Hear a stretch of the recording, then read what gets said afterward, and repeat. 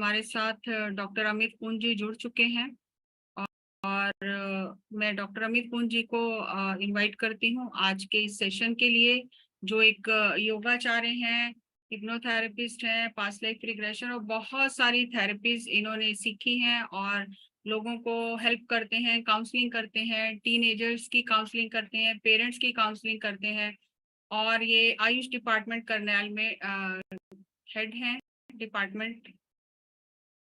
और 2012 से ये पत्री जी से जुड़े हैं और इनकी जो साधना शुरू हुई है बहुत छोटी उम्र में ही इन्होंने साधना शुरू की है और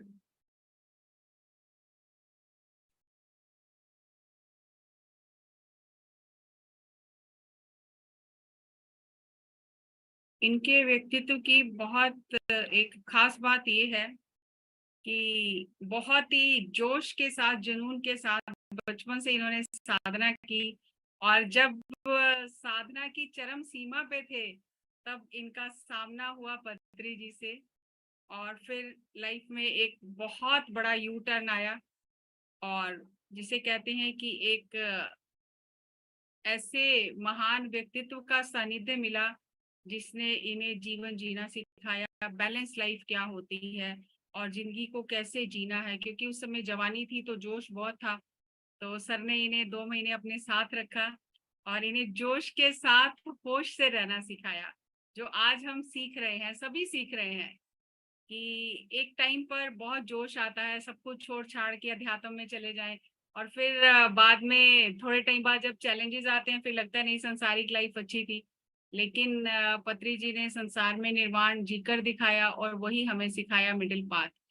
तो ज्यादा समय ना लेते हुए मैं अमित पुंज जी को इनवाइट करती हूँ इस मंच पर कि वो आए और जैसा कि वो काउंसलिंग करते हैं और बहुत सारे उनके पास थेरेपीज और बहुत सारे ऐसे आयुर्वेदा के नेचुरोपैथी के नुस्खे हैं जो आपके साथ वो साझा करेंगे ताकि हमारी फैमिली लाइफ और बेहतर हो सके। सो अमित पुंज जी, आपका बहुत बहुत स्वागत है आज इस मंच पर। हार्दिक अभिनंदन आपका और हमारे सारे पार्टिसिपेंट्स बहुत ही उत्सुकता से आपका इंतजार कर रहे हैं। तो जिनको भी प्रश्न पूछने हैं प्लीज अपना हैंड रेज कीजिए और अपना प्रश्न अमित जी के सामने रखिए और अपने वीडियो ऑन रखिए ताकि पता चले कि सेशन चल रहा है और वाकई में हम इंटरेस्टेड हैं कुछ नया जानने के लिए। Thank you Amit ji, thank you. बहुत बहुत धन्यवाद जैसे मैम। हाँ जी, सरबजीत जी आपसे शुरुआत करें, आपका प्रश्न है। नमस्कार सर। नमस्कार। जैसे हम पहले भी बात कर चुके हैं, बहुत खुशी हुई आपको दोबारा इस मंच पर देखकर।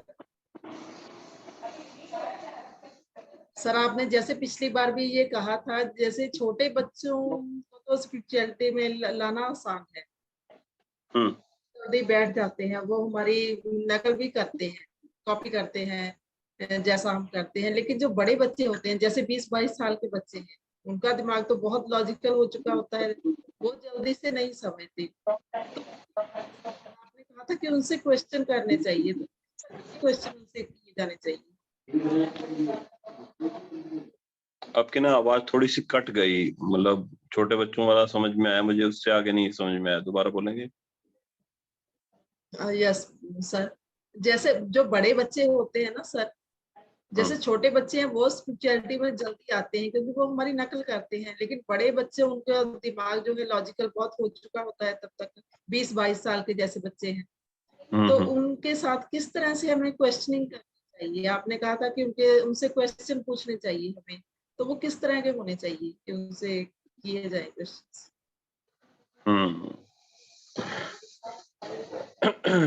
देखो, इसके लिए ना थोड़ा हमें कुछ टेक्निकल बातें समझनी पड़ेंगी, क्योंकि बीइंग एन मेडिटेटर अब जब हम ये सब चीज कर ही रहे हैं, तो जो भी पति सर ने एक सिस्टम दिया कि हम ध्यान तो देखो करेंगे, ध्यान की एक बड़ी सिंपल टेक्निक थी। साथ में जो हम बात करते हैं, एक्सपीरियंस शेयरिंग करते हैं, या जिस मास्टर की जिस चीज में स्पेशलिटी है वो अपनी विजडम शेयर करते हैं, नॉलेज शेयर करते हैं। तो उस नॉलेज से जब कोई समझाएगा तो वो नॉलेज ही लेनी पड़ेगी हमें। जैसे अब आपने क्वेश्चन पूछा, तो जितना मुझे पता है मैं उतना बताऊंगा, है ना। तो उस चीज से विजडम बढ़ेगी। इसी तरीके से हमें समझ में आएगा कि बड़े बच्चे चाह क्या रहे हैं। पहले एक सबसे बड़ी बात हमारी समझने के लिए ये जरूरी है कि बच्चों का उस टाइम में, अभी आजकल के जो बच्चे हैं उनकी इंटेंशन क्या है, what they want in life. तो अगर वो हम चीज देखेंगे बच्चों की कि बच्चे अपनी जिंदगी में चाह क्या रहे हैं, तो उनकी जो इच्छा है ना वो केवल एंजॉय करने की है। और काफी ज्यादा उसमें सेल्फिश नेचर मुझे आज की डेट में देखने को मिलती है कि उनकी जो नेचर है बहुत सेल्फिश आ गई। तो जो सामाजिक जो मूल्य थे कि आपको सत्य पर चलना है, अहिंसा पर चलना है, अस्तेय पर चलना है, अपरिग्रह पर चलना है, ब्रह्मचर्य पर चलना है, शोच चाहिए, संतोष चाहिए, तप चाहिए, स्वाध्याय चाहिए, ईश्वर को हमें कण कण में देखना है, वो जो नैतिक मूल्य हर एक गुरु ने सिखाए या हर एक संप्रदाय में जो बताए गए, वो नैतिक मूल्यों का ह्रास हो गया। तो बच्चों को वो नहीं चाहिए। बच्चों को जो उनका टाइम जा रहा है, जितना भी टाइम उनका जा रहा है, तो उनको सबको एप्पल का फोन चाहिए, सबको ब्रांडेड कपड़े चाहिए। उनकी इंटेंशन क्या है, उनको मार्केट में कोई भी नया गैजेट आ रहा है, वो गैजेट उनको चाहिए। लड़के हैं चाहे लड़कियां हैं, उनको अच्छे बाइक, अच्छे गाड़ियां, अच्छा ये सामान, अपने लिए सब कुछ लग्जरी उनको चाहिए। तो उनकी इंटेंशन लग्जरी आइटम की तरफ चली गई है और वो शॉर्टकट देख रहे हैं उसके लिए। उनको शॉर्टकट में वो सब चीज चाहिए और हर कोई बच्चा चाह रहा है।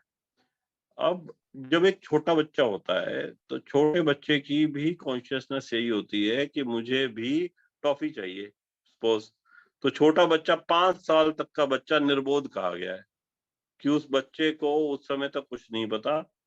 तो जो उसके कर्मास हैं वो उस लेवल के कर्मा नहीं माने जाएंगे बच्चे के। तो बच्चे को तो उस समय तक क्या है कि उसकी जो सेल्फ सेंटर्ड है उसका सब कुछ, कि उसे अपने लिए चाहिए, उसे और किसी से मतलब नहीं है। तो बच्चा जिद मचा देगा कि मुझे ये खिलौना मुझे ही चाहिए। लेकिन धीरे धीरे बच्चा जैसे बड़ा होता है, स्कूल में हम उसको भेजना शुरू करते हैं, माँ बाप उसे समझाते हैं कि बच्चा शेयरिंग करके खाओ। तो तुम्हें शेयरिंग करनी है और दूसरों का भी सम्मान रखना है। जैसे तुम्हें अपने लिए चाहिए तो दूसरों को भी देना सीखो। तो बच्चे को एजुकेशन कब मिलती है कि जब बच्चा अपनी टॉफी का पैकेट पकड़ेगा तो वो लेके जाएगा, उसका बर्थडे है तो वो दूसरे बच्चों को भी खिला रहा है कि तुम टॉफी खाओ, आज मेरा बर्थडे है। तो उसके अंदर एक शेयरिंग आती है उस बच्चे में। और उसको जब हम देते हैं तो टीचिंग की एक मेथोडोलॉजी जो चलती है उसके अंदर में उसको पुरस्कार मिलता है किसी न किसी चीज के बारे में।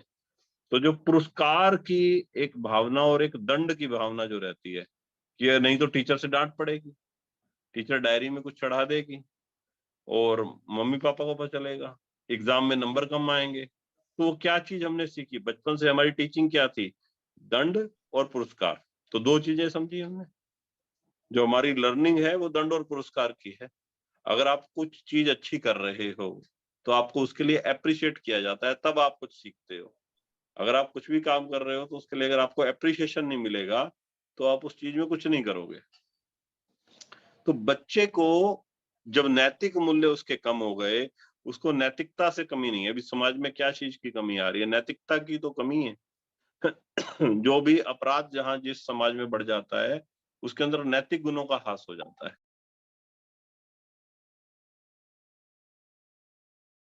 सर आप म्यूट। कॉल आ गई थी बीच में। तो अगर हमें नैतिक गुणों को बढ़ाना है तो हमें समाज में नैतिक गुणों की वैल्यू को समझाना पड़ेगा कि किस तरह से ये आपको प्रभावित करते हैं नैतिक गुण ही। तो जब हम इसको समझेंगे तभी बात बनती है नैतिक गुणों से ही। तो बच्चे को अब हमने समझाना है कि भाई तुमने जिंदगी का उद्देश्य समझना है।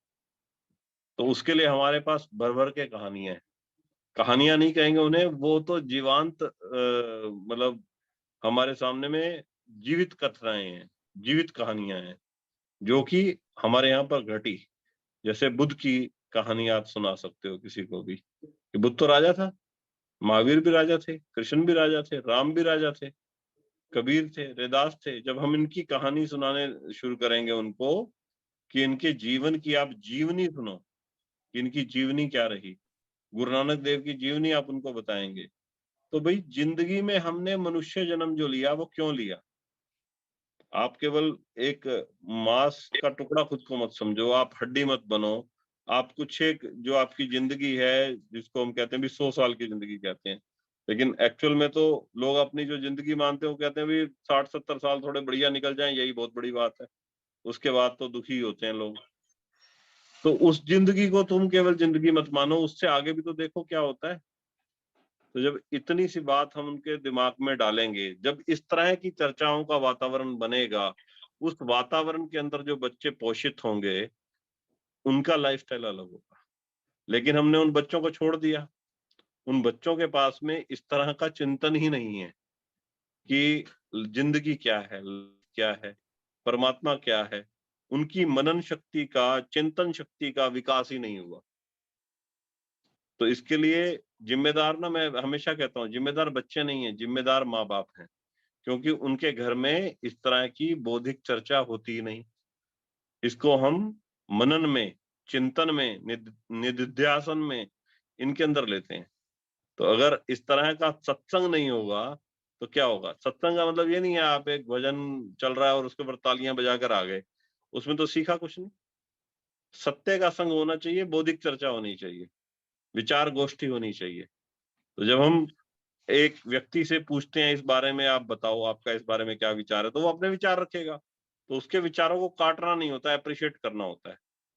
तो बच्चों से जब हम अध्यात्म के, बेटा तुम जिंदगी के बारे में क्या समझते हो, वो जिंदगी के बारे में बताएगा। जिंदगी ये है, जिंदगी है, बढ़िया से बढ़िया महंगी पैंट डालो। आजकल जो ब्रांड चल रहे हैं, एक से एक ब्रांड है, वो नाम लेंगे कि भाई मुझे तो इस तरह का बर्बरिक की पैंट चाहिए, मुझे तो 50,000 वाली पैंट डालनी है, 3 लाख वाली टाई डालनी है, 10 लाख वाले जूते डालने हैं। वो उस तरह के ब्रांड बताएंगे, आपको सुन के लगेगा ये क्या बता रहे हैं भाई, ये तो कुछ कुछ बातें हो गई। इतने महंगे जूते डालने हैं उन्होंने, उसकी उनको पूरी कलेक्शन चाहिए। तो बच्चों के शौक देखोगे तो बड़े अजीबोगरीब शौक मिलेंगे आजकल। तो उनको टैटू गदवाने हैं अपने शरीर पर। मेरे पास तो एक से एक बच्चे आते हैं, कलाकार पूरे। तो उनके साथ में घर में वो चर्चाएं नहीं रही। और जो बच्चे मेट्रो सिटीज में पहुंच गए हैं, वहां पर पहले होते थे क्या, दादा दादी नाना नानी साथ में होते थे। अब क्या है, माँ भी नौकरी कर रही है, पिता भी नौकरी कर रहे हैं, और बच्चा जो है वो घर में अकेला। तो बच्चे ने सीखा किससे? सारे बच्चों का यही हाल है, बच्चों ने सीखा किससे? बच्चों का गुरु बन गया यूट्यूब। और यूट्यूब में मान लो जैसे अब हमारा जूम के ऊपर सेशन हो रहा है, इस समय 29 लोग हम टोटल, कुल मिला के, मुझे मिला के, आपको मिला के, सब 29 लोग हैं इसके अंदर में। और अगर हमारी वीडियो जूम पे जा भी रही है, यूट्यूब पे जा भी रही है, तो उसको कितने लोग देख रहे हैं? तो यूट्यूब की जो इसका सिस्टम है, इसको मोटिवेट करने का या इसको चलाने का, जो एल्गोरिदम है, इसका एल्गोरिदम कहते हैं इसको। तो एल्गोरिदम ऐसा नहीं है कि अच्छी चीज को बूस्ट करें। तो उनका एल्गोरिदम अच्छी चीज को बूस्ट करने वाला नहीं है, उसमें ऊट पटांग चीजें बूस्ट कर रहे हैं वो। क्योंकि उनसे उसको पैसा कमाना है, उनका एक पोर्टफोलियो ऐसा तैयार कर दिया यूट्यूब कि उनको पैसा ही उसमें कमाना है। उनके एल्गोरिदम पर सरकार का कोई कंट्रोल नहीं है। तो ये तो राजनीतिक इच्छा शक्ति उसके अंदर लगती है साथ में। अगर सामाजिक संगठन चाहे तो कुछ भी कर सकते हैं। अब चल रहा है जैसे आध्यात्मिक चैनल चलेगा तो वो काम करेगा। तो जो अब तक की जड़ की बात थी कि अगर हमें बच्चे को समझाना है, तो अब उसका जो तार्किक मन बन गया, ये तो मैंने पूरी एक व्यवस्था के ऊपर चोट की इस बात से। लेकिन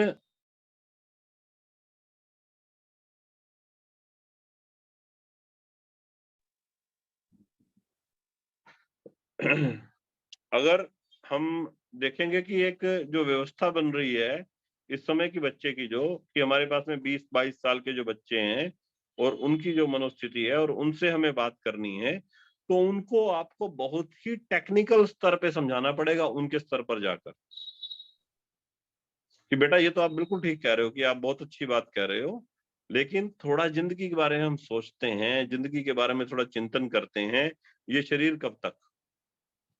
अच्छी नौकरी भी लगेगी, सब कुछ होगा, लेकिन कब तक? क्या हमें अपने बारे में नहीं जानना चाहिए कि मैं कौन हूँ? इस शरीर से परे, इन इंद्रियों से परे, क्या हमें उसको नहीं जानना है? क्या हमें परमात्मा के बारे में नहीं जानना है?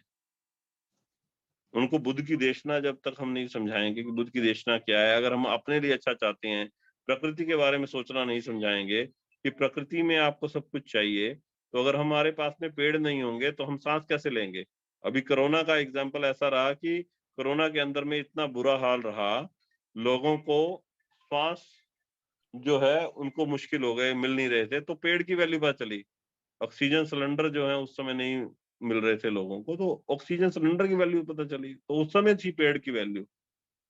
और जो लोग बिल्कुल इंटीरियर में बैठे थे उन लोगों को ऐसी कोई समस्या भी नहीं आई उस समय, वो इंटीरियर में अच्छा थे उस समय, उन एनवायरनमेंट में अच्छे थे, तो वहां पर हमें नेचर की वैल्यू समझ में आ रही थी।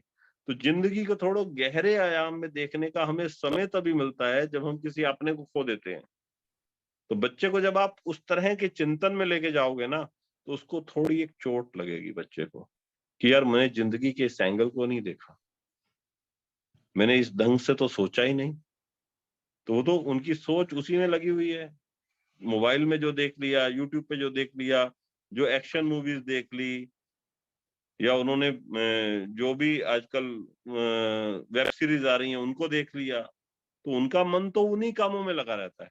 जैसे तैसे कर लो और किसी तरह से कर लो। जितने भी बच्चे आज की डेट में पकड़े जाते हैं, कुछ लोग चैन स्नैचिंग में पकड़े जाते हैं, वो बच्चे किस चक्कर में चैन स्नैचिंग में पकड़े जाते हैं? या तो उनको नशा करना है या अपनी गर्लफ्रेंड को गिफ्ट देना है। तो लड़के पकड़े जा रहे हैं, हर किसी को एप्पल का फोन चाहिए और उसके गैजेट चाहिए, वो इतनी आसानी से तो मिलेंगे नहीं, उसके लिए शॉर्टकट लगाना है उनको, तो शॉर्टकट की दुनिया में घूम रहे हैं। तो बच्चों को जब तक हम नैतिक मूल्य नहीं सिखाएंगे कि सामाजिक व्यवस्था के लिए एक नैतिक नियम जरूरी है, और सामाजिक व्यवस्था जब तुम्हें समझ में आएगी, उससे ऊपर की व्यवस्था है आध्यात्मिक व्यवस्था। तो आध्यात्मिक व्यवस्था को जब आप समझोगे, उसके लिए खुद को जानना जरूरी है। जब हमारी चिंतन का, दृष्टि का, आपका होना क्या है, ये सारा ब्रह्मांड क्या है, इसके बारे में आप थोड़ा जानो, तो बच्चे तो मिनट से पहले, आज की डेट में आप बोलो उनको, वो वीडियो देखना शुरू कर देते हैं। तो उनसे आप क्वेश्चनिंग आपको ऐसी साइंटिफिक करनी पड़ेगी कि बेटा आपको ब्रेन वेव्स के बारे में मालूम है क्या? उससे पहले आपको जानना पड़ेगा ब्रेन वेव्स क्या है। तो आप उनको beta, alpha, theta, delta, gamma ये सब समझाओगे। फिर आप उनको पूछोगे कि हमारी बॉडी का कितना पार्ट पानी है, हमारे विचार कितने इंपॉर्टेंट हैं, आपके थॉट सकारात्मक हैं या नकारात्मक, कितना बड़ा फर्क पड़ता है उससे, फ्रीक्वेंसीज क्या होती हैं, आपकी थॉट की फ्रीक्वेंसी क्या है, उस फ्रीक्वेंसी का क्या लेवल है, वो फ्रीक्वेंसी कैसे मैटर को इफेक्ट करती है। तो ये तमाम नॉलेज जब आप लोगे और बच्चे के साथ में इस तरह की नॉलेज को डिस्कस करोगे, तो उनकी चिंतन की अपने आप से लेवल बदलेगा। वो तो अ- अमित जी, एक बात मुझे यहाँ याद आई कि अगर हम देखें, जो बच्चे आज 20+ हैं या 18 से भी लगा लें, 15 से अबव लगा लें, और अभी जिन्होंने ये कोरोना काल देखा है अपनी आंखों से, तो कहीं ना कहीं वो फियर समझो चाहे, या चिंतन तो जागा है उनके अंदर कि जीवन है क्या। जब अपनों ने ही अपनों का साथ छोड़ दिया, और कई लोगों के घरों में ऐसी घटनाएं हुई कि जब अपनों ने अपनों का साथ छोड़ दिया, तो अगर हम थोड़ा सा अपने आप को अपडेट करें, अपनी नॉलेज को साइंटिफिक और लॉजिकल वे में हम समझें, तब हम उनसे बात कर सकते हैं मेरे हिसाब से। एग्जैक्टली। क्योंकि आजकल किसी से भी बात करो ना, जैसे अगर हम किसी को दवाई भी बताने लगे, आज की डेट में कोई पेशेंट आता है उसे दवाई बताएं, तो हमसे पहले पेशेंट गूगल करके आया होता है, यस। और उसके पास में इतने सारे क्वेश्चन होते हैं कि भाई ये क्यों नहीं दिया, इसका तो ये साइड इफेक्ट है, वो पहले से पेशेंट जाना पड़ा है। और जितनी देर पेशेंट आपसे बात कर रहा है, उतनी देर में अगर आपने कुछ भी लिखा, कुछ भी बताया, वो तुरंत नीचे ही नीचे उसको गूगल भी कर रहा है। तो गूगल वाला ज्ञान है। गूगल में तो अगर आप गूगल को देख के कुछ करोगे, तो आप एक भी गोली नहीं खा सकते, क्योंकि हर गोली का साइड इफेक्ट है। आप कोई मेडिसिन खा ही नहीं सकते हैं, फिर उस हर मेडिसिन के साइड इफेक्ट है। वो तो डॉक्टर को देखना पड़ता है उसको क्या खिलाना है। मेरे एक मित्र हैं, एमबीबीएस डॉक्टर हैं वो, और उन्होंने अपना लिखा कर वहां पर लिखा हुआ है कि अगर आप व्हाट्सएप और यूट्यूब वाले ज्ञान पर चर्चा करना चाहते हैं, तो फीस जो है वो 5,000 लगेगी। Very good. तो और उन्होंने इस तरह से लिखा बहुत सारे डॉक्टर्स ने लिखा हुआ है कि कृपया अपना गूगल ज्ञान बाहर छोड़कर आए। है। ऐसा है। यस। सरबजीत जी, आपके प्रश्न का उत्तर मिला? हाँ जी मैम, बहुत अच्छे से मिला मैम। तो आप हम तो सुननी हो गए, एकदम से स्टंट हो गए होंगे। सुनते सुनते खो गए हो। हाँ जी, नहीं मैम, मेरा नेट का कनेक्शन थोड़ा सा वीक है, इसलिए वो स्टिल हो रहा है। थैंक यू सर, बहुत सुंदर आपने जवाब दिया। तो कोशिश करेंगे हम लोग इस तरह की क्वेश्चनिंग करने। वेलकम जी, वेलकम। क्योंकि बच्चों से बात करने के लिए हमें बस अपनी नॉलेज को अपग्रेड करना है और साइंटिफिक करना है। साइंटिफिक से तार्किक तरीके से ही आप उनको, वैज्ञानिक तरीके से, तार्किक तरीके से ही बच्चों को समझा सकते हैं, और कुछ नहीं। उसके लिए खुद समझना पड़ेगा। तो हमें अपनी दृष्टि का जो एक, जैसे हम देखते हैं ना, अभी मेरे पास में कई सारे लोग होते हैं, मतलब अलग अलग धर्म के लोग भी पहुंचते हैं।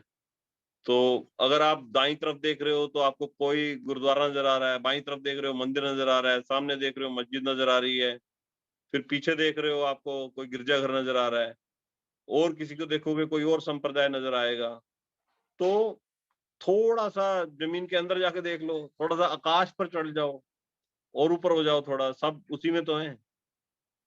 तो इन सब ने बताया क्या था? खुद को जानने के लिए बताया था। और कितनी बड़ी मूर्खता लगती है कि धर्म पे खतरा है और टूट पड़ो और मार दो, एक दूसरे की जान ले लो। इससे बड़ा और क्या होगा? देखो, धर्म के नाम पे लोगों को मार दिया जाता है कि धर्म पे खतरा आ गया। देखो, भगवान पे खतरा कहाँ से आएगा? भगवान पे तो खतरा आ ही नहीं सकता ना। हमने भगवान के खतरे के नाम पे बोल के, धर्म के खतरे के नाम पे बोल के, लोग एक दूसरे को मारने के लिए दूसरों को, भीड़ को इकट्ठा कर लेते हैं और भीड़ को बोल देते हैं कि अगर तुमने ये तो भगवान के काम के लिए किया है, इसमें कुछ पाप भी नहीं लगेगा, मार दो। तो उतनी कट्टरता उनमें आ जाती है। थोड़ा सा आकाश की तरफ देखो ना, आकाश कितना स्वच्छंद है, उसने सब कुछ समेटा हुआ है। अभी मैं पीछे ही एक जगह था, तो वहां पर मैंने पूछा वहां पर कि भाई आपको ये मंत्र का अर्थ आता है? जैसे मंत्र कहीं पढ़ते हैं, सुबह उठते ही कई लोग पढ़ते हैं। तो एक में जैसे मंत्र कर रहा था, तो उसमें हाथ को ऐसे करके करते हैं, हाथ को रख लेते हैं ऐसे, तो सुबह उठते ही हाथ को ऐसे करके देखते हैं। तो मैंने इस तरह से पामिंग होती है योग में, वो करवाई। तो लोगों को फोटो खींच के गई, तो उसमें ऐसे लगा कि मैं वहां पर नमाज करवा रहा हूँ। तो उन्होंने बोला, कैसे, क्या आप नमाज करा रहे थे? फोटो मेरी ऐसी गई। तो मैंने कहा, यही समझ लो, नमाज ही करा रहा था। ऐसे ही समझ लो कि नमाज ही करा रहा था। ये तो हमारी संस्कृति में है कि हमें हर चीज को समझना है। नमाज के अंदर में इतने बढ़िया उन्होंने आसन दिए हैं मोहम्मद साहब ने, कि उसके अंदर में देखिए उन्होंने वज्रासन डाल दिया। वज्रासन में बैठकर आप खाना खाओ। पूरे एशिया के अंदर में वज्रासन में खाना खाया जाता है बैठकर। और उससे जो आपकी पिंडलियों में, आपकी जंघाओं में जो ब्लड का सर्कुलेशन है, वो आपके पेट में पहुंच जाएगा, और उससे आपका खाना जो है वो अच्छे से पचेगा। तो कितना साइंटिफिक है। वो वज्रासन में बैठ के ही खाना खाते हैं। और उसके अंदर में गर्दन को एक्सरसाइज की जाती है, दाएं बाएं ऐसे गर्दन को किया जाता है, ऊपर किया जाता है। तो वो करने से आपको सर्वाइकल नहीं होगा। और दिन में 5 बार नमाज करनी है। और फिर खड़े होकर वो आगे झुकते हैं, जिसको शशक आसन कहा जाता है। तो शशक आसन भी उसमें है। फिर एक आसन किया जाता है, उसमें आगे की तरफ फॉरवर्ड बेंड किया जाता है। तो अर्धपाद हस्तासन होता है, जिसमें जानू के ऊपर में, हमारे घुटनों के ऊपर में हाथ रहते हैं, नी के ऊपर में, और फॉरवर्ड बेंडिंग होती है, जिसमें 90 डिग्री का एंगल बनता है। तो ये तमाम आसन उसके अंदर में शामिल हैं, जिनसे रीढ़ की हड्डी का व्यायाम हो गया, गर्दन का व्यायाम हो गया, आपके घुटनों का व्यायाम हो गया, आपके पैर के एंकल जॉइंट को वो इस तरह से रखते हैं, खड़ा अंगूठा रखते हैं, तो उसका भी व्यायाम हो गया। तो इतना व्यायाम होने से शारीरिक स्वास्थ्य तो हो ही गया। फिर अगर मानसिक स्वास्थ्य में आप अपनी प्रेयर से खुद को दुरुस्त कर रहे हो, तो वो भी हो जाता है। लेकिन जो हमारे यहाँ परंपरा है, उसके अंदर में हाथ को हम देखते हैं, जो सनातन परंपरा है, उसके अंदर जो मंत्र आता है वो ये है कि कराग्रे वस्ते लक्ष्मी, कर मध्य सरस्वती, करमूले तू गोविंद, प्रभाते कर दर्शनम। तो सुबह उठे, आप रात को सो गए थे आंखें बंद करके, और आपने सुबह अपने हाथों को घर्षण किया, उनको थोड़ा गर्म किया, और अपनी आंखों पर रख लिया, और बंद हथेली के नीचे आंखों को खोला, और धीरे धीरे हाथ की हथेली को दूर करते हुए आपने ऐसे देखा। तो जब हथेली की लकीरें आपको दिखेगी, तो आपने पहला ही अपने अंदर विचार जो लाया वो बोला कराग्रे वस्ते लक्ष्मी, करके अग्रभाग में जो अग्र नाखून रहते हैं हमारे, इनके अंदर बोला गया है लक्ष्मी का वास है। क्योंकि पंजाबी में जो लोग समझते हैं वो समझेंगे, उसके अंदर लिखा है कि दसा नवा दी कमाई आपा खाने हैं, मतलब अपने इन्हीं हाथों से, इन नखूनों से हम कमाते हैं, 10 नौ से हम नखूनों से पैसा कमाते हैं, तो इनके अंदर लक्ष्मी का वास है। क्योंकि सारी मेहनत का काम तो हाथ की उंगलियों से ही हो रहा है ना, चाहे वो लिखना है, चाहे ऑपरेशन करना है, कुछ भी करना है, वो हाथ से ही हो रहा है। और जब हम पुस्तक पढ़ते हैं तो उसको पुस्तक को हाथ के बीच में रखते हैं, तो कर मध्य सरस्वती, जो कर का मध्य भाग है उसको सरस्वती बोला, और हर चीज का जो मूल है वो गोविंद है। तो हाथ की कलाई का जो मूल है, कलाई का जो भाग है जहां से हाथ शुरू हो रहा है, उसको गोविंद बोल दिया। तो बोलने का एक सलीका है कि करग्रे वस्ते लक्ष्मी, कर मध्य सरस्वती, कर मूले तू गोविंद, प्रभाते कर दर्शनम। आप उठ गए, आप सो गए थे, आपको पता भी नहीं था। कई लोग अब कोरोना के बाद ऐसा हो रहा है, ब्लॉकेज आ रही है हार्ट में, सोते सोते ही मर जाते हैं, पता भी नहीं चलता। आप सुबह उठे हो तो आप उठकर देख रहे हो, तो आपने हाथ को ही आपने देखकर बोला कि मेरे हाथ के अंदर ही सब कुछ है, यहीं पर देवी देवता वास करते हैं, यहीं पर भगवान का वास है, मेरे भीतर ही भगवान का वास है। और प्रभाते कर दर्शनम, सुबह उठते ही दर्शन कर लिया। इससे अगला मंत्र है समुद्र वसने देवी। अब उठ गए हो बिस्तर से, तो अब आपको पैर रखना है जमीन पर, तो आप बोलोगे समुद्र वसने देवी, कि ये धरती जो है इसका 70% भाग समुद्र है, और हमारे शरीर का भी 70% भाग पानी है। कितनी समानता है ना धरती में भी और हमारे शरीर में भी। तो समुद्र वसने देवी, पर्वत स्तन मंडले। अब पर्वत को स्तन बोला गया है। जैसे बच्चा पैदा होगा, किसी भी जानवर का पैदा होगा या इंसान का पैदा होगा, तो उसको स्तनों से दूध मिलेगा। लेकिन जो बड़े बच्चे हैं या हर एक मनुष्य है, कोई जानवर भी है, कोई भी पक्षी भी है, उसको पानी पीना है। इस धरती में केवल 3% पानी ही पीने लायक है, जो कि ग्लेशियर में है। तो ग्लेशियर को इस धरती का स्तन बोला गया है, और सभी उसी पानी को पीते हैं। तो पर्वत स्तन मंडले, और विष्णु पत्नी नमस्तुभ्यम, जो ये वसुंधरा है, ये धरती है, इसको भगवान विष्णु की पत्नी बोला गया है, कि भगवान विष्णु की तुम पत्नी हो, और इसी पर हम सोते हैं, इसी पर विचरण करते हैं। और अब मैं बिस्तर से उठ गया हूं, और मैं उठकर तेरे ऊपर हे माँ पैर रखने वाला हूं। पाद स्पर्शम समस्व में, मैं तेरे ऊपर पांव रखने वाला हूं, हे माँ मुझे माफ करियो। तो हमारे एक एक जो मंत्र का अर्थ है, अगर हम उसको सोचकर अपना जीवन चलेंगे, तो किस नैतिकता का विकास होगा उसकी आप कल्पना कर सकते हैं। ये अर्थ आपको पता होगा, ये आप बच्चे को समझाओगे कि बेटा ये अर्थ है, ये जीवन शैली है, इस तरह से उठना है, इस तरह से सोना है, इस तरह से खाना खाना है, इस तरह से पानी पीना है, ये सोच होनी चाहिए। और इस तरह के विचारों का प्रभाव क्या पड़ता है, तो डॉक्टर इमोटो की जो स्टडी है उसको आप उनको बच्चों को समझाइए। मैंने पीछे एक लेक्चर हुआ था, उसमें डॉक्टर इमोटो की पूरी स्टडी बताई थी, और मैं वो डॉक्टर इमोटो की स्टडी जो है वो पिछले मैं लगभग 20 साल से समझा रहा हूँ कि डॉक्टर इमोटो की स्टडी क्या है। तो उस स्टडी को आप जरूर जानिए। जानते हैं उसको, डॉक्टर इमोटो की स्टडी को? अमित जी, सिमरन जी का भी प्रश्न ले लें? हाँ हाँ, प्रश्न लो जी लो। Thank you Sarabjit ji.